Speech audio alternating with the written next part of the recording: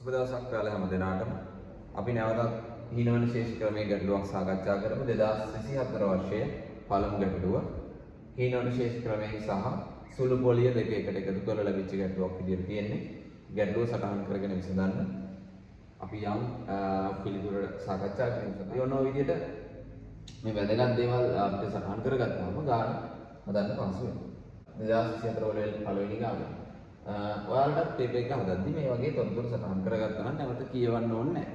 එතකොට රුවිනි කියන කෙනා 84000ක මුදල සුළු පොලියට අරගෙන තියෙනවා එතනේදී. එයා පොලිය විදිහට අවුරුද්දක් අවසානයේ 10920ක් ගෙවලා තියෙනවා.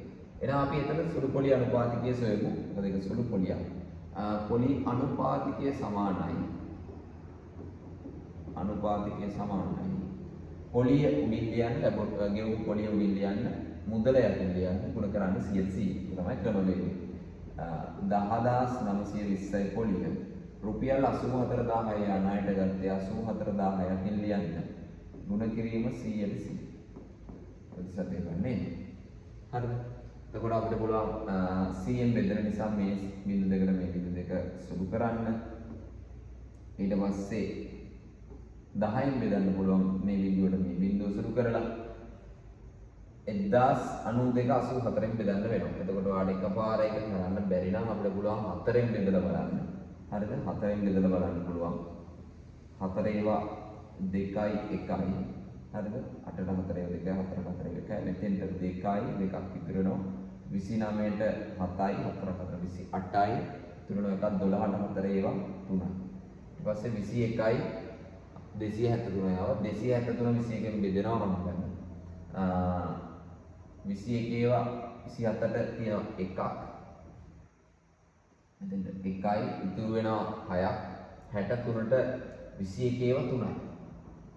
ඔය පැත්තක බෙදලා බලන්න පොතේ මෙහෙම සුළු කරන්න වඩා අපහසුයි නම් එතකොට ඒ කියන්නේ කෙලින්ම 1092 බෙදලා ඔයාලට උත්තරේ ගන්නත් පුළුවන්. එතකොට එහෙම ගත්තොත් මෙතෙන්ට 1යි 84 එකක් 84යි අඩු කරාම වෙනවා 25 මෙතෙන්ට 2 ඉලක්කම ගන්න 252ට 84 ඒවා 3ක් තියෙනවා.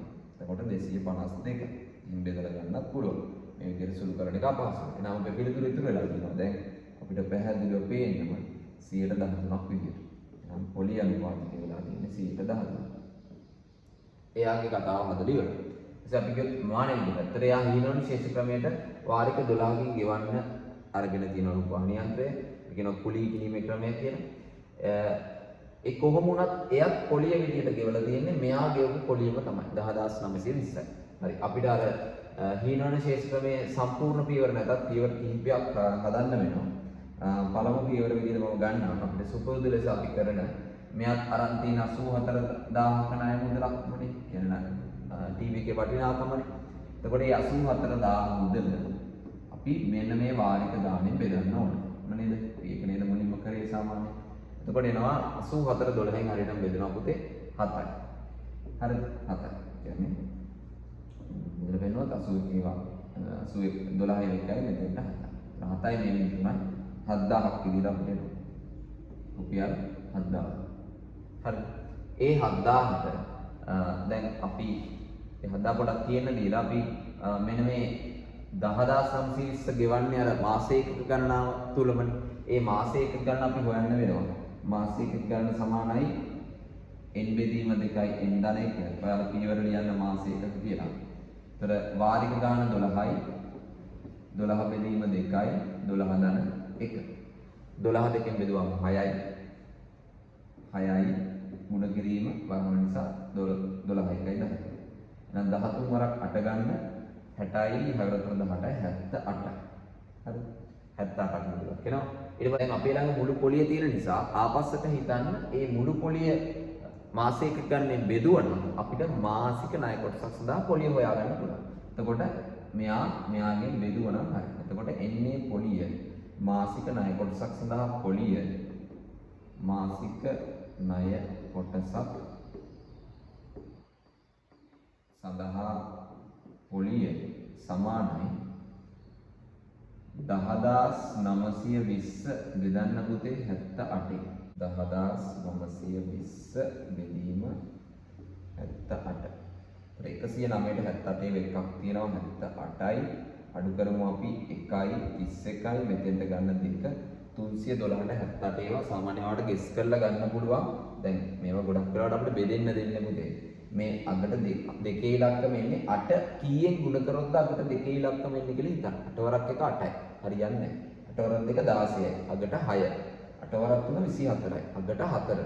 8 වරක් 4 32යි. අන්න අගට දෙකේ ඉලක්කම ආවා. එහෙනම් මෙතන 4 තමයි දෙන්න පුළුවන්. ගුණ කරලා බලන්න 78 ඒවා 4ක් 312 එනවා. එහෙනම් 78 ඒවා 4ක් 312යි. බිඳුවයි මේ බිඳුව දැම්මම ඔන්න උත්තරය ආවා. එහෙනම් 140ක රුපියල් 140ක මුදලක් වෙනවා ඒ පොලිය මුදල. ඒකට අපි හොයන්න ඕන ඒ පොලි අනුපාතිකය. අපි හොයමු දැන් පොලි අනුපාතිකය.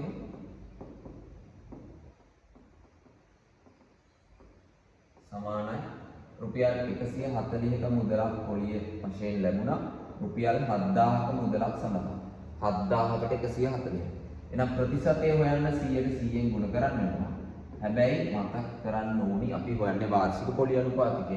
මෙතනින් ඉන්නේ මාසයක් සඳහා නිසා අපි එක මාසය අවුරුද්දකට හරවන්න ගුණ කරන්න ඕන පුතේ මතක ඇතුව 12.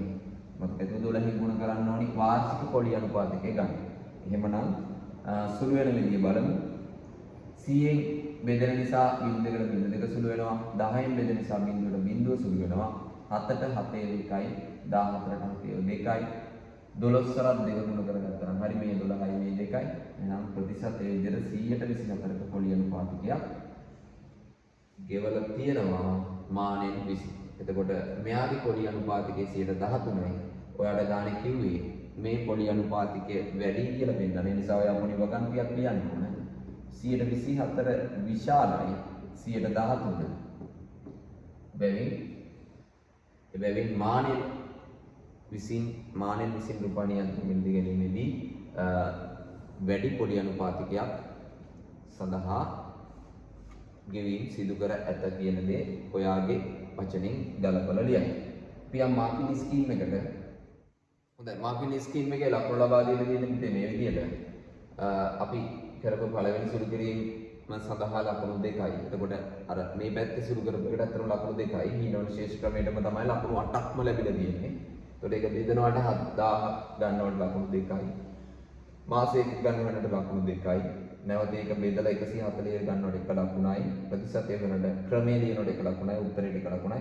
මෙන්න මේ වගන්තිය පුතේ අනිවාර්යෙන් ලියන්න ඕනේ. මේ වගන්තියට 1 ලකුණක් දීලා තියෙනවා. මේක මේ විදිහටම තියෙන්න ඕනේ නැහැ. ඔයාගේ භාෂාවෙන් මේක ලියලා තිබුණා නම් ඒ ලකුණු හිමි වෙනවා. එතකොට සම්පූර්ණ ලකුණු ගන්න පුළුවන් ගාණක් ඔයාලට පේනවා 2016 ඉඳලා 2025 වෙනකම්.